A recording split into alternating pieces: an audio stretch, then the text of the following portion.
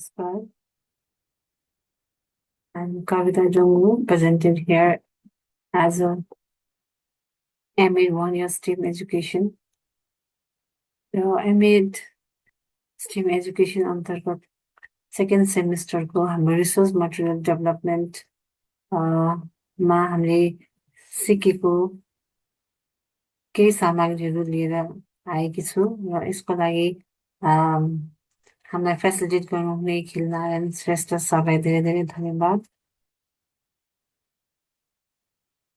As a maths teacher अध्ययन गराउँदै गर्दा मलाई के फिल हुन्थ्यो भने स्टुडेन्टहरूले त्यत्तिकै थ्योरिटिकली नलेज मात्र लेक्चर बेस गर्नुभन्दा केही हामीले एक्टिभिटी गराएर मटेरियलहरू बनाउनु दिएर गरेको गर्दा चाहिँ धेरै इफेक्टिभ हुन्छ। उहाँले सिकाइमा चाहिँ धेरै राम्रो उपलब्धि गर्न सकिन्छ भन्ने सोच्थेँ। त्यही सोचाइकै क्रममा मैले स्ट्रिम एजुकेसन जोइन गरेँ र यो चाहिँ धेरै नै फ्रुटफुल रह्यो, इन्साइटफुल रह्यो मेरो करियरमा। स्ट्रिम एजुकेसन भन्दा साइन्स, टेक्नोलोजी, इन्जिनियरिङ, आर्ट्स, म्याथ्सको छुट्टै नभइकन यो चाहिँ इन्टिग्रेटेड सब्जेक्टको रूपमा रहेछ भन्ने मैले अन्तिममा आउँदा बुझेर यसलाई अप्लाई पनि गर्दैछु।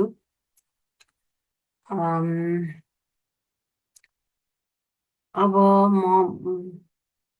मैले यो कोर्समा तयार गरेको केही सामग्रीहरू सेयर गर्न गइरहेकै छु।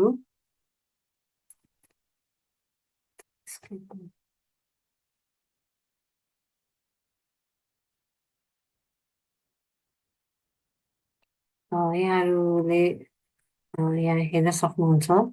मैले फर्स्टमा थिङ्किङ रुटिन लिएकी छु। थिङ्किङ रुटिन भन्नाले यो चाहिँ सोचाइसँग सम्बन्धित छ। म लगायत मेरा धेरै साथीहरूको गुनासो के छ भने अहिले विद्यार्थीहरू सोच्न चाहनुहुन्न। कुनै पनि चिजलाई गहिरेर त्यसको रुटसम्म सोच्नलाई चाहिँ उहाँहरूलाई अलिक गाह्रो छ। त्यही भएर मैले यो सरले देखाउनु हुँदा मलाई यो चाहिँ मन पर्यो, कनेक्ट एक्सचेन्ज च्यालेन्जमा। यसमा के हुन्छ भनेपछि विद्यार्थीहरूले आफ्नो प्रायर नलेजसँग कनेक्ट गरेर अलिकति सोच्ने अभ्यास हुन्छ। यसलाई अझै इलाबोरेट गर्ने र च्यालेन्जको रूपमा केही क्वेसनहरू सल्भ गर्नुपर्ने हुन्छ। मैले यो चाहिँ क्लास 10को सेटको लागि मैले लिएँ।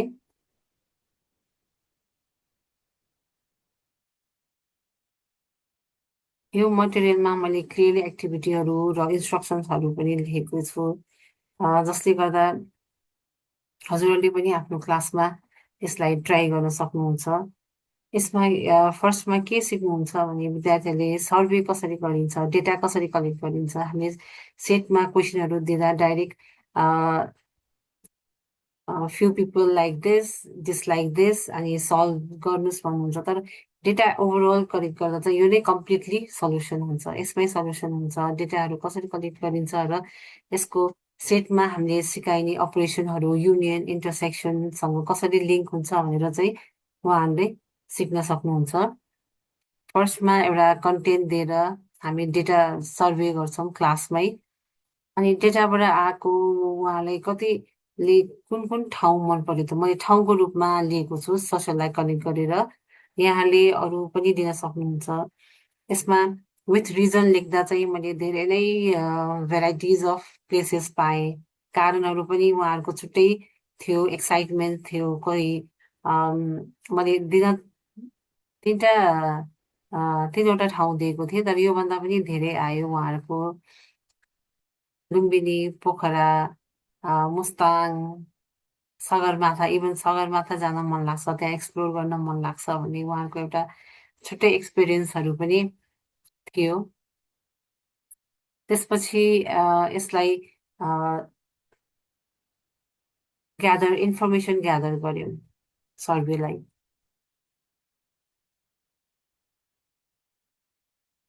अनि अर्को एक्टिभिटी के थियो भने मैले के क्रिएट गरेँ यसमा 3 र 4 चाहिँ उहाँहरूले ग्रुपमा काम गर्नुहुन्छ। त्यो ग्यादर भएको इन्फर्मेसनलाई चार्ट पेपरमा भेन डायग्रामको रूपमा उहाँले गर्नुहुन्छ र त्यसमा हामीले के इभ्यालुएसन गर्न सक्छौँ भने उहाँहरूको टिम वर्क कम्युनिकेसन कोलाबोरेसन के छ हाम्रो मेन सिकाइको उपलब्धि भनेकै 3H हुनुपर्छ थ्योरिटिकली भनेर हामीले सिक्यौँ त्यही सिकाइलाई मैले यसमा अप्लाई गर्नको लागि उहाँले आफैले लेखेर गर्नुहुन्छ ह्यान्ड्स अन भयो कोलाबोरेटिभ वर्क एन्ड देन उहाँहरूको कम्युनिकेसन के सिक्नुभयो त त्यहाँबाट स्किल त्यो पनि इभ्यालुएसन गर्न सकिन्छ अनि च्यालेन्जको रूपमा मैले 3टा क्वेसनहरू बनाउन दिएँ उहाँलाई as survey done in class we all have data but their challenge was to make one element unknown and solve it and generate formula to solve that one यसको रिफ्लेक्सन गर्दा चाहिँ मैले के पाएँ भने स्टुडेन्टहरू they are very excitement, they are very happy to do this work. अनि group वर्कमा गर्दा कठिनाइ आउने कुराहरू पनि उहाँले अनुभव गर्नुभयो कोही साथीहरूले कामै नगर्ने भनेको नमान्ने लिडरसिप इज डिफिकल्ट भन्ने कुरा पनि आयो अनि यसै क्रममा कुनै विद्यार्थीले के भन्नुभयो भन्दा team work is good we can share our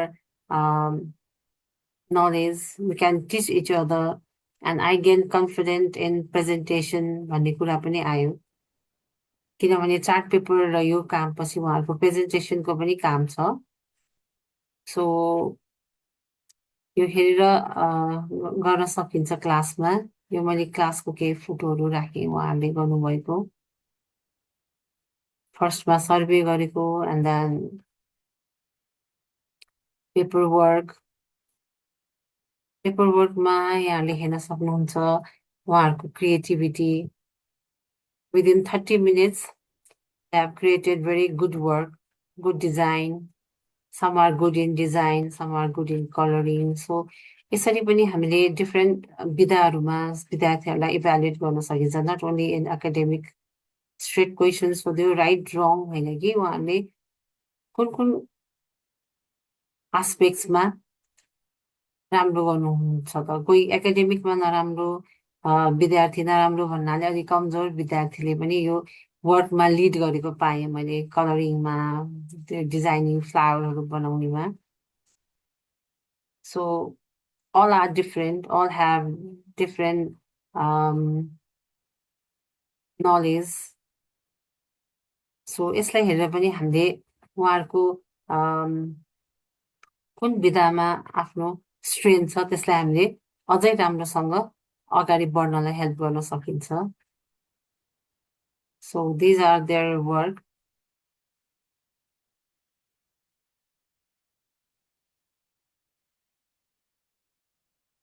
Now over to my second material which I have used in class. This is also for class 10. This is project based activity. यसमा चाहिँ उहाँहरूले मोडल तयार गर्नुहुन्छ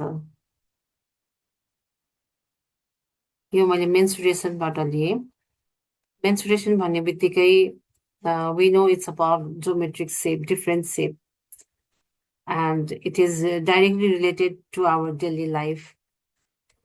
So यो material बनाएर हामीले सिकाउन सक्यौँ भने उहाँले प्रब्लमलाई राम्रोसँग बुझ्न सक्नुहुन्छ सल्भ गर्न सक्नुहुन्छ र रियल लाइफसँग रिलेट गर्नुहुन्छ जस्तै बल छ भने त्यो के हो त सेपमा गर्दा स्फियर भयो अनि एउटा औषधिको क्याप्सुल छ त्यसको सेप के छ त बिचमा सिलिन्ड्रिकल अनि एन्डमा चाहिँ हेमिस्फियर हुन्छ यसको एरियाहरू कसरी क्याल्कुलेट गर्ने त भनेर हामीले रोट मेमोराइजेसन पुरानो तरिकाले घोकाउने भन्दा पनि सेपहरू बनाउन दिएर यसको कर्भ सर्फेस ल्याटरल सर्फेस अनि यसको एरिया कसरी क्याल्कुलेसन गर्ने त भनेर आफैले सोचेर विचार गरेर उहाँले यदि फर्मुला जेनेरेट गर्नुहुन्छ भने they can do, they can solve problem themselves. Moreover, first thing चाहिँ के हो भन्दा उहाँले आफैले प्रब्लम बुझ्नुहुन्छ पढेर। त्यसलाई कसरी बुझ्नुहुन्छ भन्दा यो काम गर्दा मैले के रियलाइज गरेँ भन्दा उहाँहरूकै रिफ्लेक्सन अनुसार they can visualise the problem, visualise the shape after reading the question. हामीले मेटेरियल बनाएपछि क्वेसन पढ्दै जाँदा सेप चाहिँ भिजुअलाइज भयो अनि सल्भ गर्न सक्छौँ भन्ने कुरा आयो। एउटा विद्यार्थीले के भन्नुभयो रमाइलो कुरा, उहाँले चाहिँ अब फर्मुला बिर्से पनि मलाई डर छैन, म त्यो सेप अनुसार आफैले फर्मुला बनाउन सक्छु भन्यो। That's my great achievement. मैले यो काम गराउनुको उद्देश्य पनि त्यही थियो। उहाँले घोक्नुभन्दा पनि बुझेर आफैले फर्मुला जेनेरेट गर्नु, त्यति गर्न जानेपछि उहाँलाई केही पनि गाह्रो हुँदैन, क्वेसन अनुसार सल्भ गर्न सक्नुहुन्छ। मैले यो काम डिजाइन गर्दा ग्रुपमा गरेँ सबै काम, अनि डिफ्रेन्ट ग्रुपलाई डिफ्रेन्ट डिफ्रेन्ट सेप बनाउन दिएँ। अनि त्यो सेपलाई के गर्नुपर्छ भनेपछि सेप बनाइसकेपछि उहाँले त्यसको मेजरमेन्ट लिने र पेपरमा मेजरमेन्ट लेखेर त्यसको एरिया फाइन्ड आउट गर्ने and then present it from the class. Presentation किन जरुरी छ भन्दा उहाँले सबैले एउटै काम गर्नुभएको थिएन, डिफ्रेन्ट डिफ्रेन्ट काम। सो अगाडि आएर साथीहरूको अगाडि आएर प्रेजेन्ट गर्दा अरू बाँकी साथीहरूले पनि सिक्ने मौका पाउनुभयो। प्लस उहाँहरूले क्वेसन गर्न सक्नुहुन्छ, नबुझेको कुरा सोध्न सक्नुहुन्छ र आफ्नो भ्यू राख्नु सक्नुहुन्छ, जानेको कुरालाई ए यस्तो भए हुन्थ्यो, अझ बेटर भए हुन्थ्यो। ओके, एउटा ग्रुपले यस्तो आइसक्रिम बनाउनु भयो, द्याट वाज रियली नाइस। अनि one of my student asked me, can I put cherry on the top?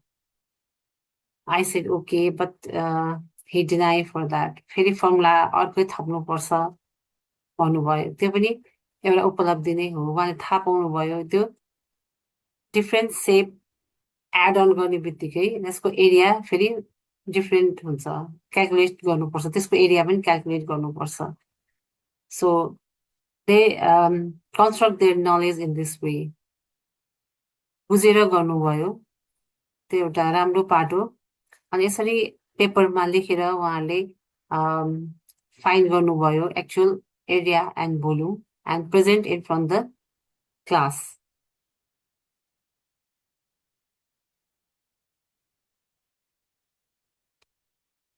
Okay. Next is triangles and quadrilaters from geometry. This is one of the very important unit. So यसमा theoremहरू हुन्छ, construction हुन्छ, so student feel very difficult। तर यसलाई easy बनाउनलाई मैले के सोचेँ भने उनीहरूको एउटै मात्र कन्सेप्ट थियो त्यसमा, एरिया अफ टु सेप्स भनौँ न, एरिया अफ टु सेप्स कुन बेला इक्वल हुन्छ त, रिलेसन के छ डिफ्रेन्ट सेपको, त्यो चाहिँ ग्राफको माध्यमबाट बुझाउनलाई मैले ग्राफ वर्क गराएँ यसमा। किनभने ग्राफ गर्दा चाहिँ हाइट लिन इजी हुन्छ। सो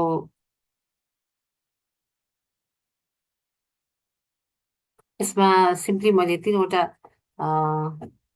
काम गराएँ र यहाँ क्लियरली मेन्सन गरेको छु के मेटेरियल चाहिन्छ। एउटा relation of parallelograms, relation of parallelograms when they are on the same base and between same parallel lines। के रिलेसन हुन्छ त भनेर ग्राफमा ड्र गराएर उहाँले फाइन्ड आउट गर्दा उहाँले के पाउनुभयो त, एरिया इक्वल हुन्छ। किन हुन्छ त्यो पनि उहाँले आफैले क्यालकुलेट गर्नुभयो, बुझ्नुभयो, because base and height are same. यदि बेस र हाइट सेम हुन्छ भने त्यसको एरिया इक्वल हुन्छ।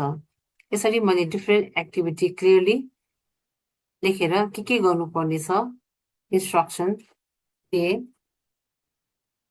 2मा छ relation of parallelogram and triangle if they are on same base,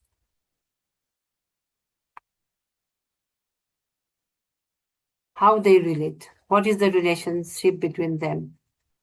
So उहाँहरूले बनाउनु भयो अनि ग्राफमा क्याल्कुलेसन गर्नुभयो as my instruction counted box के आयो त ट्रायङ्गलको area half. So in the same way relation of triangles basically यसमा मेन उहाँले के बुझ्नुभयो त कुनै पनि हामीले प्यारालेलोग्रामको एरिया सेम बनाउनु छ भने बेस इक्वेल बनाउनु पर्यो होइन प्यारल लाइन्सको बिचमा बनाउनु पर्यो सो एरिया इक्वेल हुन्छ भन्ने कुरा मेन बेसिक थिङ्स चाहिँ उहाँले सिक्नुभयो जुन चाहिँ थ्योरम प्रुफमा भेरी इम्पोर्टेन्ट प्रब्लम सल्भिङमा and then construction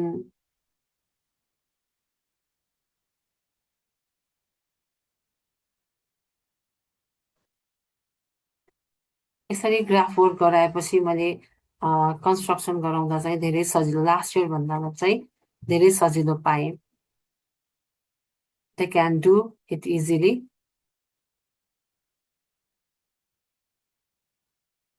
So these are some photographs in which my dear students are drawing, making figures on graph paper. Thank you. Hope these three material, this activity worksheet is helpful for others also. I will refine it if needed.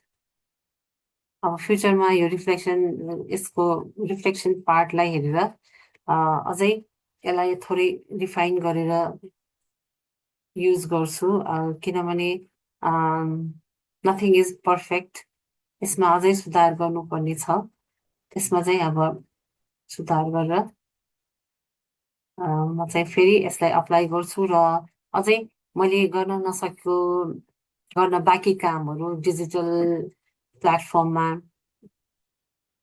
जस्तै मैले GeoGebra चाहिँ गरेँ digitally सिकेर construction जियोजेब्राको थ्रुबाट पनि गराएँ त्यस्तै बाँकी रहेको कामहरू मेरो आगामी दिनहरूमा मैले कोसिस गरेर गर्नेछु भन्दै मैले भिडियो चाहिँ यहीँ स्टप गरेँ. Thank you.